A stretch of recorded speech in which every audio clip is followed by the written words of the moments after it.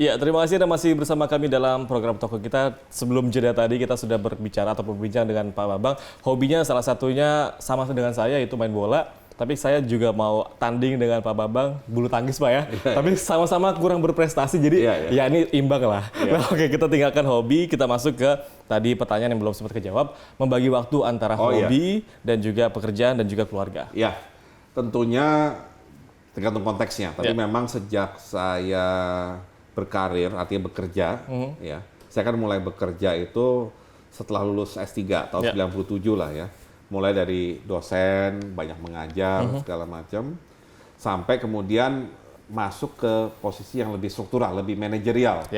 Baik ketua jurusan, dekan, kemudian sempat keluar dulu ke Saudi Arabia, menjadi direktur jenderal, ya, research and training waktu itu, di IDB, kemudian baik lagi ke Indonesia jadi BKF, kepala BKF, eselon 1. Nah, kalau saya perhatikan memang porsi utama saya, let's say dari pagi sampai ya early evening gitu, itu adalah kerja udah pastinya.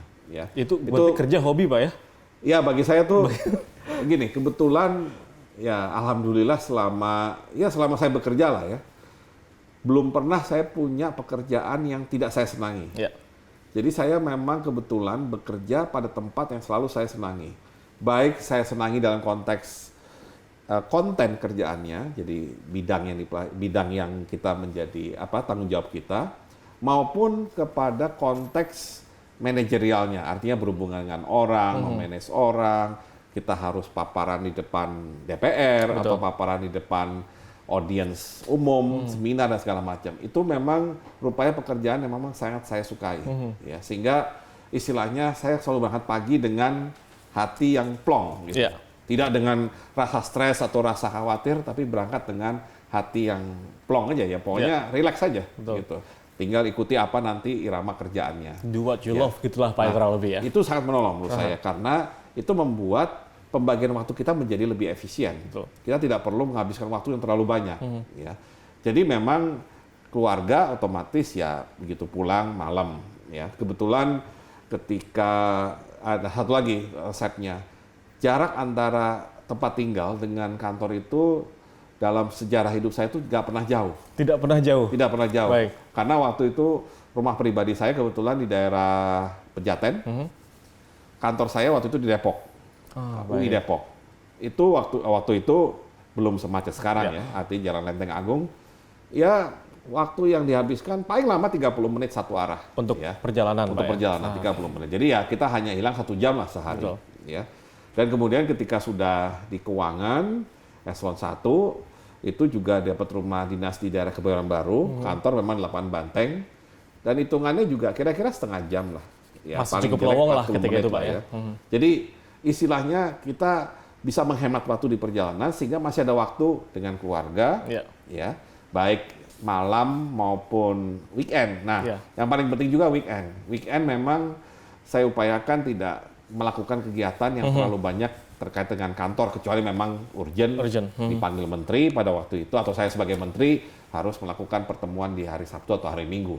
Tapi itu rata-rata minimal. Tapi ya, biasanya di weekend lebih lowong Pak ya? Weekend itu intinya sama keluarga, atau jalan bareng, makan bareng, atau olahraga bareng. Pokoknya segala sesuatu diupayakan bersama-sama itu pas weekend.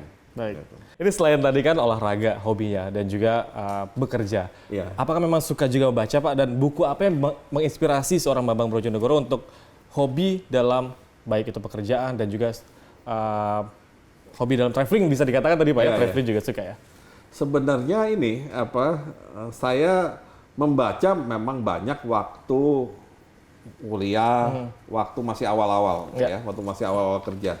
Tapi setelah bekerja karena memang waktu ya, dan juga perubahan dari buku menjadi ke iPad misalkan, sehingga saya terus terang kalau membaca setiap hari itu adalah membaca berita. Membaca berita. Saya jadi selalu berusaha keep up dengan perkembangan terakhir, ya. Terutama sebenarnya perkembangan olahraga. Perkembangan olahraga tetap bukan Pak ya? Perkembangan ekonomi, bukan perkembangan politik. Olahraga dulu, baru kalau ada yang penting, lihat politiknya apa, lihat ekonominya apa. Gitu. Berarti kalau olahraga bola tetap nomor 1 Pak ya? Iya, kalau untuk diikuti ya, untuk diikuti hanya untuk newsnya iya. Oke, berarti Liga Champions dukung siapa nih Pak? Informasi dikit. Liga Champions kebetulan tim favorit saya itu ada di situ. Ada di situ? Semifinal, yaitu Liverpool. Waduh, kita musuh nih, saya suka MU soalnya. Oke, kita tinggalkan masalah. Tadi sudah bicara hobi dan juga pekerjaan. Ini masuk ke masalah kementerian, Pak. Bisa dikatakan darah menteri dari sosok ayah sudah mengalir. Gitu. Nah, apakah memang itu memberi pengaruh yang cukup besar untuk karir seorang Bambang Brojonegoro? Ya, mungkin pengaruh itu di rumah, dari kecil.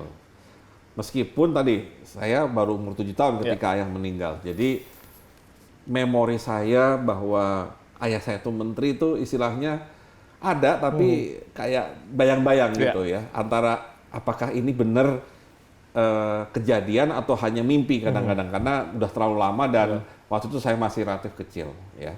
Tapi paling tidak ibu saya itu selalu bercerita mengenai bagaimana ayah saya gitu ya. Dan kebetulan kita bertiga, saya paling kecil dari 3 bersaudara, tiga-tiganya memutuskan punya profesi yang sama dengan ayah saya, yaitu dosen.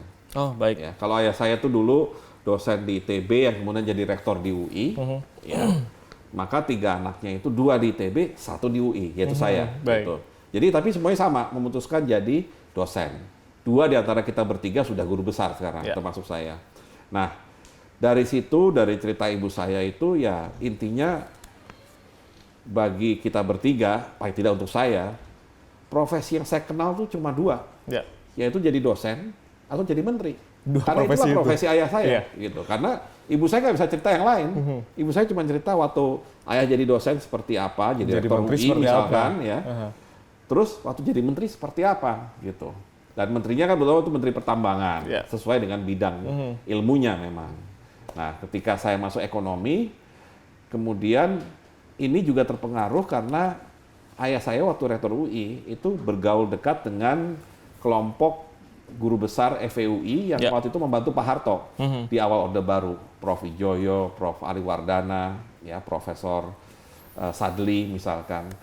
Dan ibu saya juga kenal sama mereka, sehingga ketika saya masuk ekonomi, karena ekonomi itu sama dengan mereka bidangnya, maka istilahnya saya diperkenalkan dengan semuanya. Jadi circle-nya memang sudah di situ, Pak, ya? Makin dalam pengetahuan saya mengenai apa itu jabatan menteri dan apa itu birokrasi, ya. Apakah saya berjaya jadi menteri? Sebenarnya saya tidak pernah mencita-citakan, ya. Memplanningnya pun enggak. Saya intinya ya ikutin aja pergerakan karir saya. Ketika dosen ada kesempatan jadi ketua program studi, jalankan. Kemudian ada pemilihan waktu itu ketua jurusan, ikut menang, ketua jurusan. Dekan pemilihan lagi, ikut menang, jadi dekan gitu. Nah, ketika jadi dekan, saya juga baru sadar banyak dekan FEUI setelah jadi dekan itu jadi menteri. Betul. Meskipun ada yang langsung, ada yang tidak langsung gitu kan. Ya itu kemudian memotivasi saya, oh barangkali ini jalurnya. Nextnya barangkali jalurnya itu pun nggak bisa langsung. Saya kemudian mikir, oh barangkali beda masanya. Bedanya adalah saya harus ikut eselon 1 dulu. Makanya waktu ada tawaran jadi eselon 1 kepala BKF di keuangan oleh Menteri Keuangan yang waktu itu Pak Agus Marto, saya langsung ambil gitu. Karena bagi saya harus belajar dulu. Karena saya masih awam di birokrasi. Dan alhamdulillah setelah BKF jadi wamen, nah terus kebetulan Pak Jokowi adalah mempercayakan saya jadi Menteri Keuangan. Jalankan apa yang ada di depan mata gitu loh. Ya, artinya pakai istilah saya one step at a time. Jangan berpikir terlalu jauh. Lihat saja dulu apa yang ada di depan kita gitu.